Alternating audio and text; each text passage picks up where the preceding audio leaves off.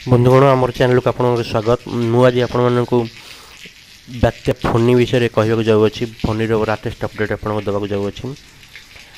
या पूर्व आपण मैंने आम चैनल को सब्सक्राइब करनी पाखे बेल आइकन को दबाई जहाँफल आपण मैंने फनी विषय नुआ अपडेट पाइपर। या सहित आम वीडियो को लाइक और शेयर करूँ। बात्या फनी वर्तमान पुरी ठारू 110 किलोमीटर दूर और गोपालपुर ठारू 65 किलोमीटर दूर अच्छी। पुरी 60 किलोमीटर बेगर बहुत प्रायतः समय 8:30 समय पुरी ठारे पहुँच बात्या। तापर 12टा पर्यंत लगी रत्या एवं खोर्धार पहुँचला 2 घंटा लेट्रे पहुँच 10:30 समय खोर्धार पहुँचो। खोर्धारू शेष होगापी 2टा समय लगे तेणु आप सतर्क रहूँ। भुवनेश्वर पहुँचापी आउ 1.5 घंटा पर पहुँचो अर्थात 10:30 आउ घंटा 1.5 घंटा अर्थात 11:30 12टा पर सुधा पुरी भुवनेश्वर पहुँचो।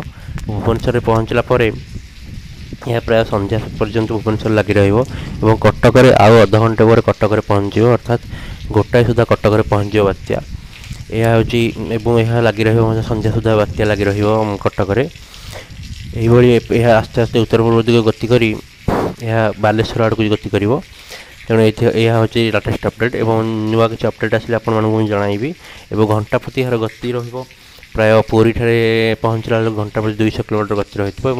भुवनेश्वर प्राय 100 ରୁ 110 किलोमीटर गति रही। खोर्धार से 100 ରୁ 110 किलोमीटर और कटक 100 ରୁ 110 किलोमीटर गति रही पवन गति रही।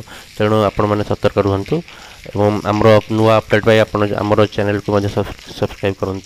धन्यवाद बंधुगण।